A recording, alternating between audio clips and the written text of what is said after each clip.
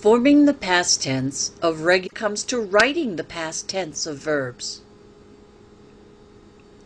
Rule number 1. If the verb ends with an E at the end, you remove the E before you add the ED ending. For example, the word invite ends with an E. To make the verb mean did invite before now, remove the E and add ED to form the word invited. The ED is pronounced ed because the invite ends with a T. The word agree ends with an E.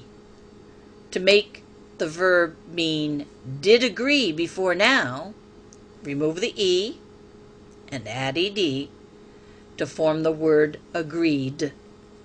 The ED is pronounced D because agree ends with a voiced sound.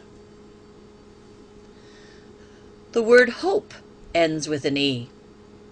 To make the verb mean did hope before now, remove the E and add ED to form the word hoped. The ED is pronounced T because hope ends with an unvoiced sound. Rule number 2. If the verb ends with a short vowel followed by a single consonant, you must double the final consonant before adding ED. Doubling the final consonant keeps the short vowel short. For example, the verb dot has a short vowel sound aw followed by a single T. If you were to just add an ED at the end, the new word would be doted because the E in the ED would cause the O to make its long sound. Therefore, before adding ED to dot, you must double the T at the end, then add ED to form the word dotted. By doubling the consonant, you are keeping the short vowel short. Similarly, to form the past tense of plan, which has a short A followed by a single N, double the N, then add ED to form the word planned. If you didn't double the N, the new word would be planed. To form the past tense of hop, which has a short O followed by a single P, double the P, then add ED to form the word hopped.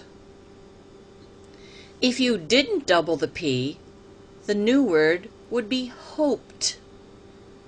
Again, each of the 3 sounds for ED can be heard in these 3 words: dotted, planned, and hopped. See if you can explain the reason for each ED sound. The third rule for adding ED applies to verbs that end with a Y. If the verb ends with a Y, you almost always change the Y to an I before you add the ED. For example, to form the past tense of try, change the Y to I, then add ED to make the word tried. To form the past tense of carry, change the Y to I and add ED to form the word carried. To form the past tense of worry, change the Y to an I and add ED to form the word worried. There are exceptions to this rule, however. If there is a vowel before the Y, you do not change the Y to I before you add the ED. For example, to form the past tense of play, you just add the ED. And to form the past tense of annoy, you just add the ED. The fourth way of forming the past tense is to just add it to the end of a verb. Essentially, if none of the three other rules apply, then just add the ed. These verbs will either have a long vowel sound or they'll have a short vowel already followed by two consonants. The first example is the word rest. The end of the word has no E to remove, nor does it have a Y that needs to be changed to I. Now there is a short vowel in the word rest, but there are already two consonants following the short vowel, so no doubling is required. Therefore, you just add ed to form the new word rested. The vowel sound in clean is long. If you remember, the only reason for doubling a final consonant would be to keep a short vowel short. Since there is no short vowel in clean, you can just add ed to form the word cleaned. The end of the word crash has no E to drop and no Y to change to I. There is a short vowel in the word. However, it is followed by two consonants. So again, there is no need to double a consonant. The past tense is formed simply by adding ed at the end. Note, all three sounds for ed can be heard in rested, cleaned, and crashed. The pronunciation of the ed is totally unrelated to which rule is followed when forming the past tense. In summary, there are four ways to add ed to a verb: drop, double, change, or just add.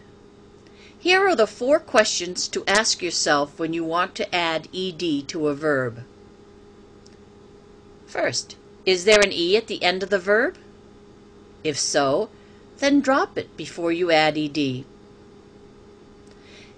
Second, is there a short vowel that needs to be kept short? If so, double the final consonant before you add ed. Is there a Y at the end of the verb?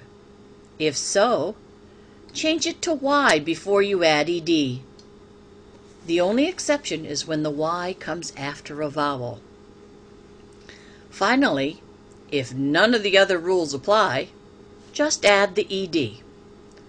Remember, drop, double, change, or just add.